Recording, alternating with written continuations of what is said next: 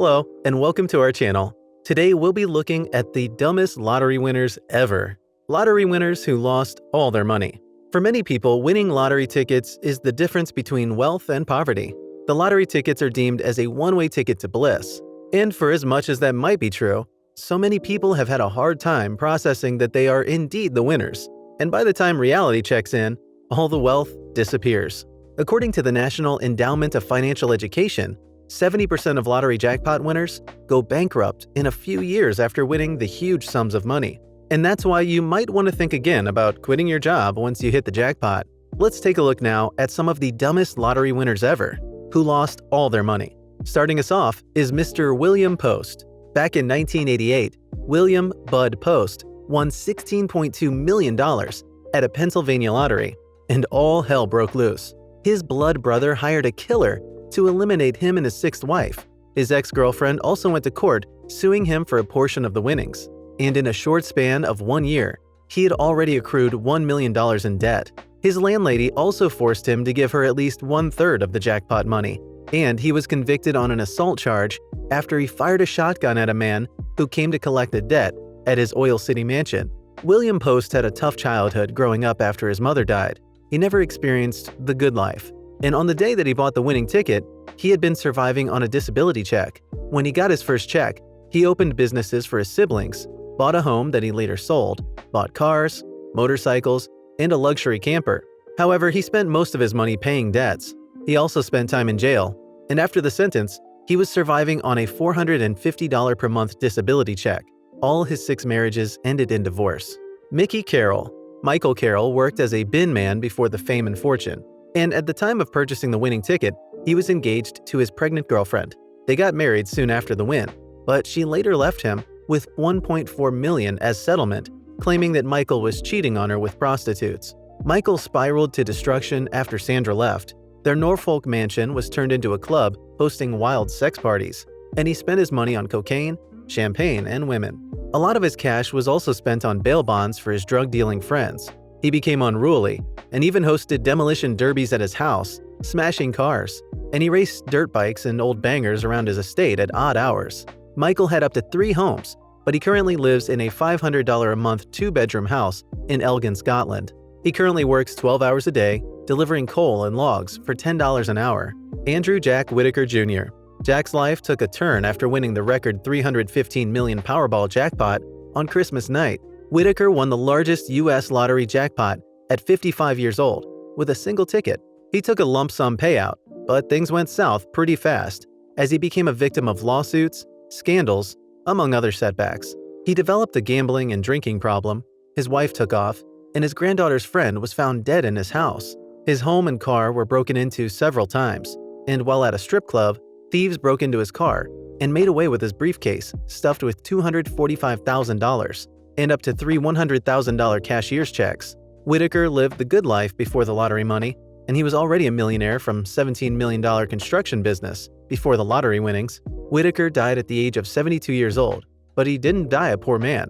It is, however, not clear who inherited the rest of his money. At one time, Whittaker reiterated that he was only going to be remembered as the lunatic who won the lottery, and he wasn't proud of that.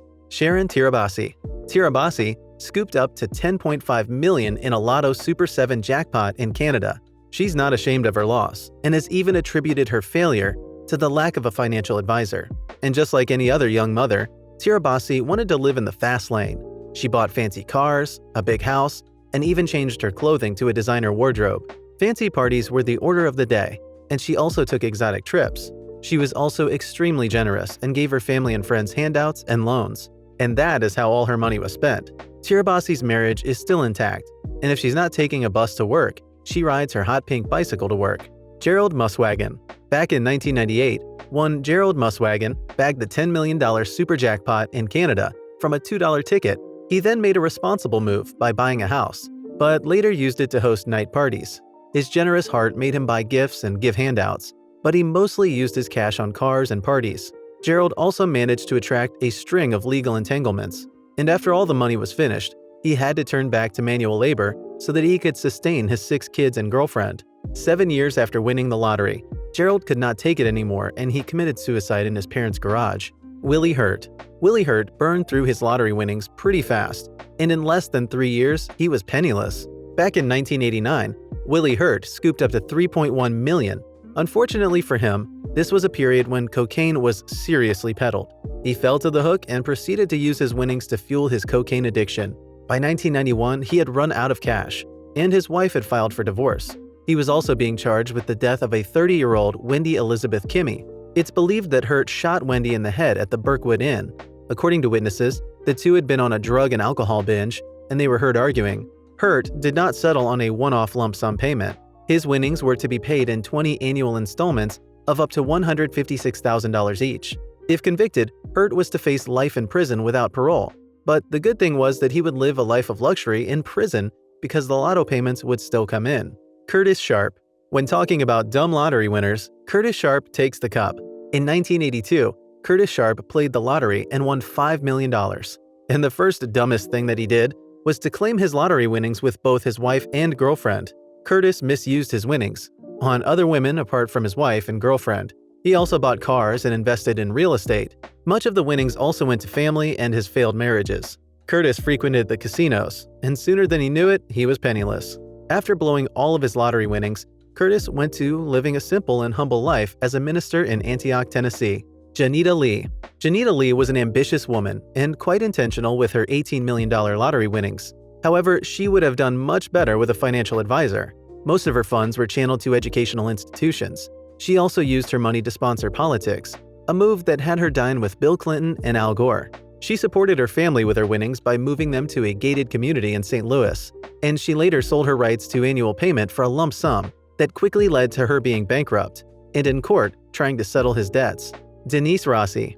Denise Rossi can easily make you think that marriage is a scam. So, back in 1996, Denise asked for a divorce from her husband Thomas Rossi after 25 years of happily living together. Denise wanted the divorce to be finalized quickly, only for her husband to find out later that she had won $1.3 million in the California lottery. Thomas Rossi wasn't so happy about this and decided to turn the tables in his favor. He took Denise to court, where she was found guilty of breaking asset disclosure laws. The judge then awarded all the winnings of Denise Rossi to her husband, Thomas Rossi. Billie Bob Harrell Jr. Talk of your conscience hunting you. And Billie Bob is a classic example. In June 1997, Billie Bob bagged up to $31 million in a Texas lotto jackpot. Before winning the lottery, Billie's life was far from average. He had a wife and 3 children, and had to alternate between the low-paying jobs to support them. But with the huge winnings, Billie was now able to support his family and even took them to Hawaii. He was too generous and went to the extent of buying cars and houses for friends and family.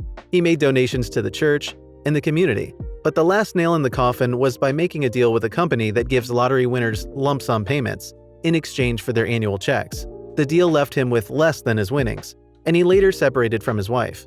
Less than a year after the divorce, Billie shot himself. But before his death, he confessed to a financial advisor that winning the lottery was the worst thing that has ever happened to him. Thanks for watching, and make sure you hit the thumbs up button and subscribe to our channel. Also, let us know which other topic you'd like us to discuss in the comment section below.